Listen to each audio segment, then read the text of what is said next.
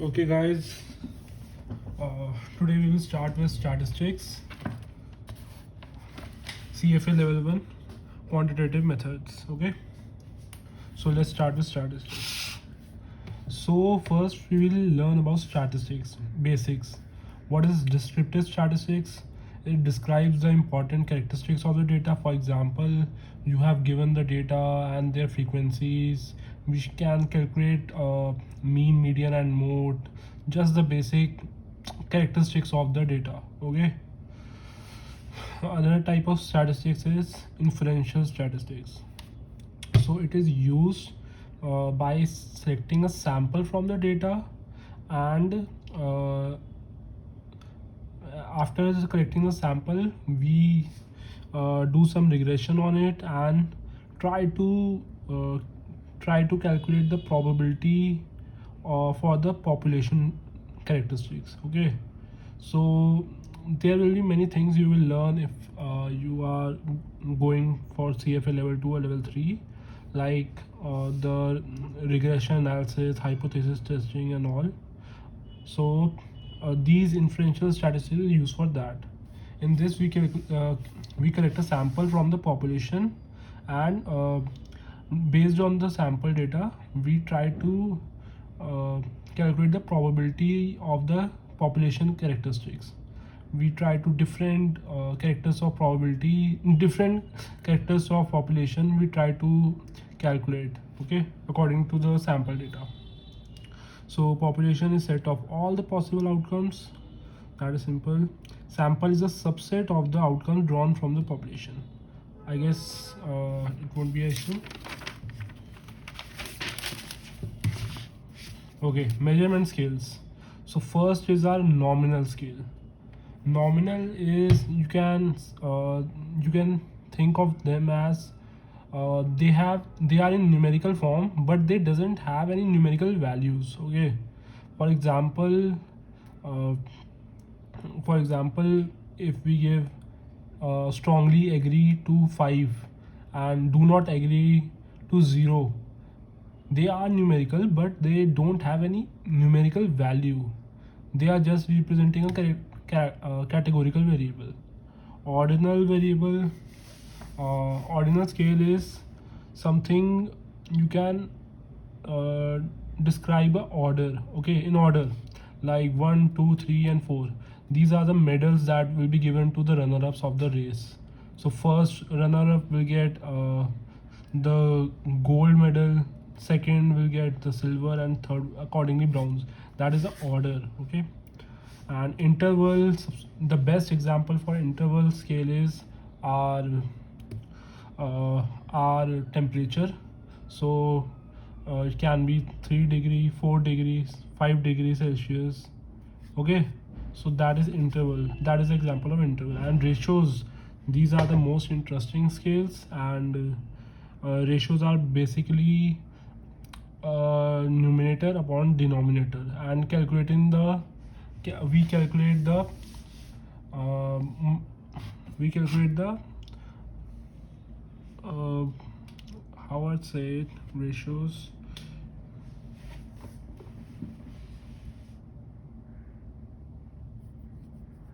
We will calculate the uh, the the how many times the numerator is of the denominator. So if I say Ram is 5 times faster than Sham, so that would be 5:1. Okay, so Ram is 5 times faster than Sham. Then our basic statistic, that is mean. The formula of mean is sum of all observations upon total number of observation. Okay, if you want to find the mean returns, 10%, 15%, 20%, 30%, and 30%. These are the mean return. These are all the returns, and if we divide them by 5, we can calculate the mean return.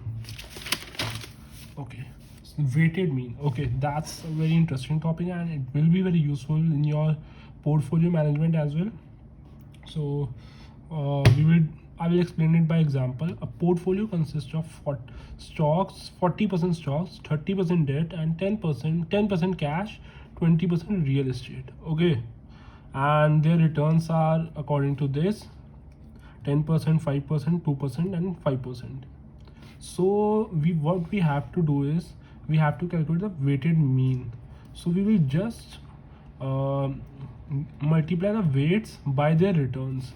So 0.4 into the 10% stock, that is 0.1, 0.3 into 0.05, 0.2 into 0.2, so 0.1 into 0.2 and 0.2 into 0.5, and we don't have to divide them because they are already, if you see, 0.4 plus 0.3 plus 0.1 plus 0.2, they will calculate to be 1. If you add them all, they will be 1. Okay, so we don't have to divide them, and it will give us the weighted mean. I will calculate it for you. 0.4 into 0.1, 0.04,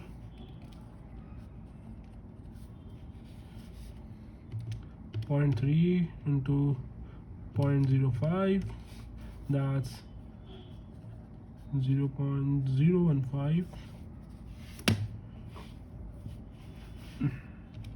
0.1 into 0.02, 0.2 into 0.05, that is our 0.01. And if we calculate them all, 0.05, and that's 0.05, that would be, I would say, 0.20, sorry, that would be 0.65, 0.65, 0.65 plus 2, that would be 0.85, 0.085. Okay, that will be our weighted mean, and we can calculate as 8.5%. Okay, next topic is probability. So probability consists of random variables. They are any uncertain number, you can say. Outcome is the realization of the random variable. So they can be any outcome from the random variable. It can be that probability of Reliance Industry going up tomorrow is 5%, hypothetically. So the outcome will be the realization from this random variable will be the outcome. Event is a set of all possible outcomes.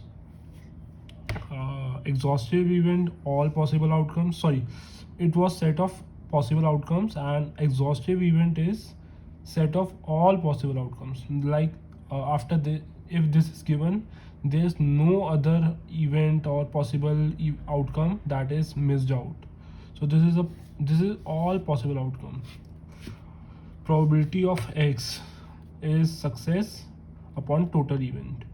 Okay, so probability of X is success upon total event. So if we want heads, so what will be our success? Success will be 1 because we need head. So there's either head or tail. So success will be 1, and total event is 2. So that would be 1 upon 2. Mutually exclusive events are events that cannot happen together. Heads and tails can't happen together. There can be either heads or a tail. So they are mutually exclusive. Mutually exclusive and exhaustive. Okay, so it is a combination of this and this. So what can we say is a dice or a coin toss as well.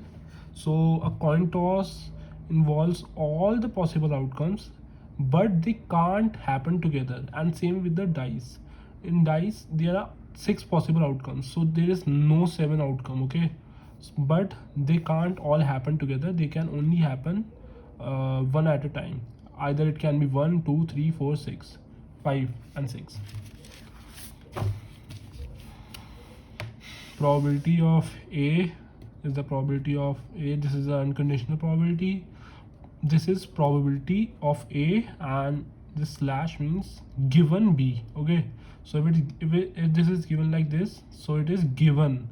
Always remember that, given. So probability of A given B has happened. Probability of AB is probability of A and B both happening.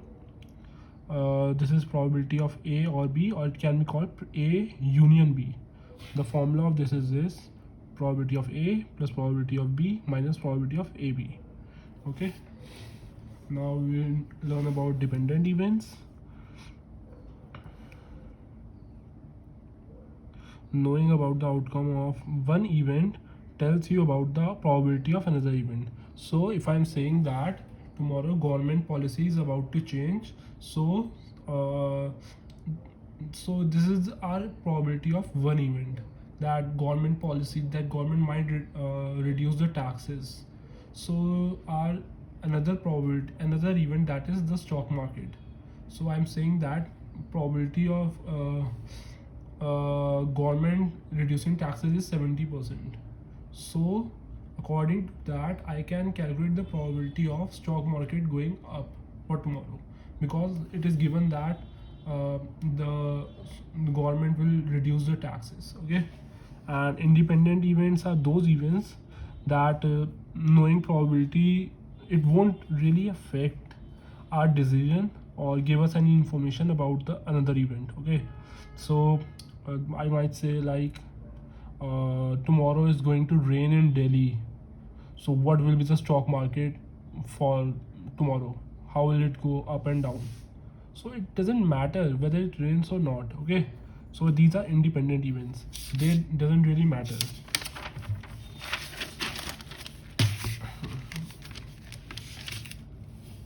Okay, total probability rule, and this would be really helpful, so please learn this formula. I would say the probability of A, we have learned these formulas. Okay, that probability of A is this, but we don't have any, we don't I didn't tell you the formulas for it. So this is the formula: probability of A, and it can be B as well, just change the values, it would be same thing.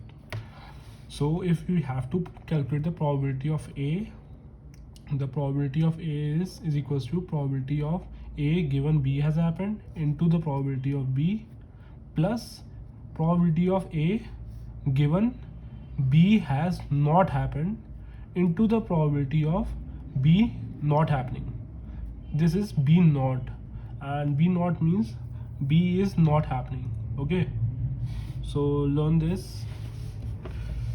Expected value, so I will explain this by the example. So if for example Reliance Industries stock, 15% probability is their net profit is going to be rupees 2, 25% probability is their net profit is going to be 3 rupees, 20% probability is their net profit is going to be 5 rupees, and 40% probability is their net profit is going to be 10 rupees. So we have to calculate the expected net profit from these all probabilities. Okay, so how will we do it? Just simple, like we did in weighted average, we can do it in here as well. We will multiply the probability by their values. So 0.15 into 2, 0.25 into 3, and this, and accordingly we have calculated the expected net profit. And if we have to calculate the variance, for that we will multiply the probability into the net profit minus the expected values. Okay, and we will square it. So 0.15 into bracket into 2 minus the expected value square, same with this 0.25 bracket 3 minus this, and this will give us the variance. And if we want to calculate the standard deviation, we will just square root it. Okay, so I guess you guys have understood this. Covariance. Okay, so covariance, what I would like to say about this is that covariance is an degree that that will go if it is positive, it shows a positive relation between one variable with another variable. So I would say if the covariance is, let's say, 2, so there's a that is a positive, okay, and if it's -2 and that is negative. So if it's -2, so if one variable goes up, the another one will go down. For example, let's learn with this example, okay. Economy. So the probability of economy booming is 0.3. Normal would be 0.5, slow would be 0.2. So I taken two stocks, TCS and Infosys. They are mostly related to each other. Both are tech companies. So I guess they must have a positive covariance. But let's see whether they do or not. So I have to calculate first the expected return. Okay. For expected return, we will multiply the 0.3 probability, that is, into, first we are calculating the TCS one, 0.3 into 0.5, 0.5 into 0.10, 0.2 into 0.08, and this would be our value. For Infosys, same, this would be our value, and okay, and we have got the expected value. So now what we will do is we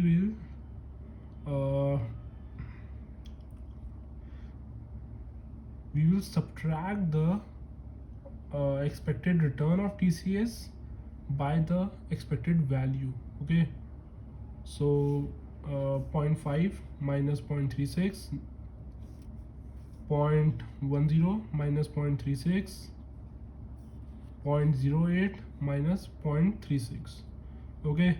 We will get the values by calculating them, and we'll do the same for Infosys as well. 0.4 minus 0.31, 0.3 minus 0.31, and 0.2 minus 0.31. And if we calculate that, let's calculate it, okay. 0.5 multiplied by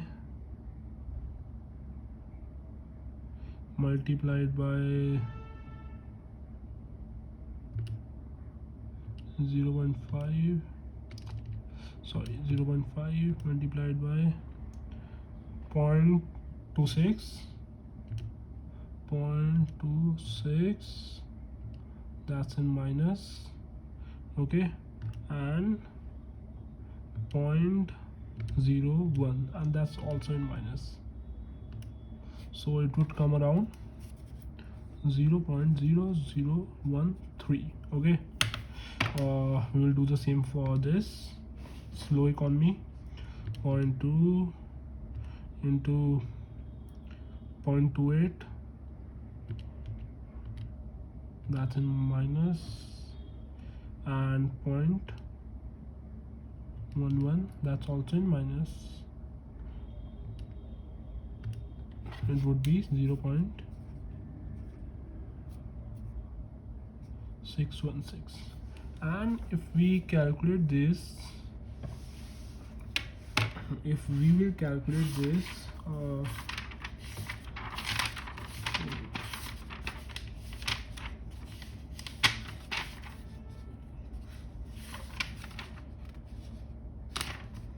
okay.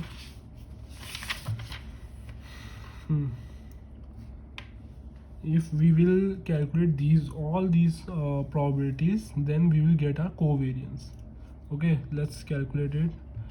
Plus 0.00130 plus 0.00378, that would be around 0.1124, okay. That is our covariance. It is positive, okay. You can see that it is a positive relation. That means if TCS goes down, so will Infosys. It's a positive relation, and that is a hypothesis case. I have taken the hypothesis. That's not the, maybe not the real case scenario.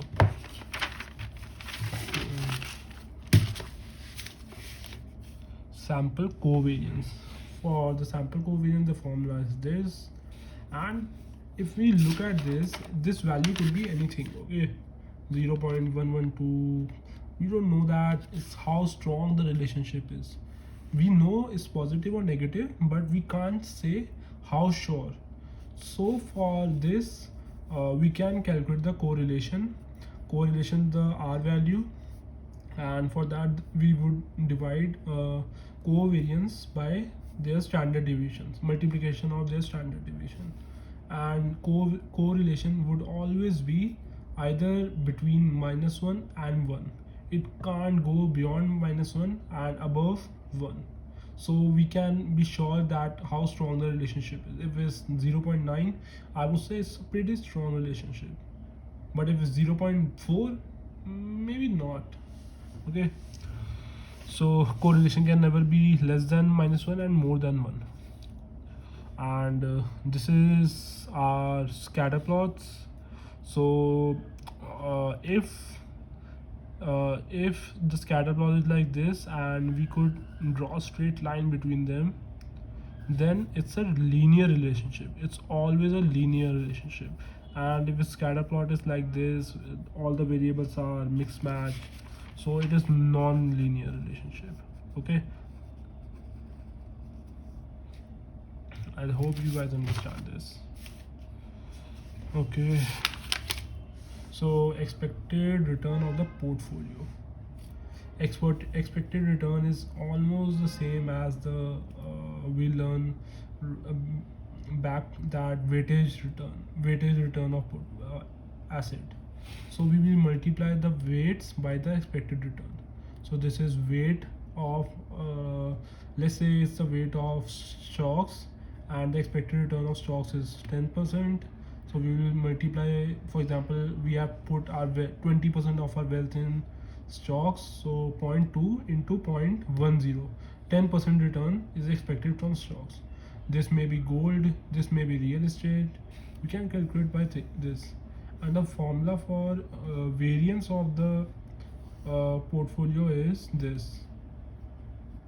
This is the variance of asset A, and the weight of asset A and its square, plus the variance of B into weights of B into the square of weights of B, plus 2 into weight of A, weight of B, and the covariance of AB. Okay, I hope you guys understand this. So this covariance AB could be written as this. If you look at back, we have done the formula for correlation, that's this. Okay, so if we cross multiply this, so the covariance could be written that as this also. So you have to remember this formula. This is really important. For the standard deviation of this whole thing, we will just root the variance and we can get the standard deviation. And combination, when order does not matter, we find the combinations. So the formula is NCR is equals to n factorial n minus r factorial into r factorial. And for permutation, when order does matter, you can, that's pretty easy. We even have these values, these functions in our calculator to find the combination and permutation, but you have to remember the logic behind this. Okay, guys, I hope you guys understand.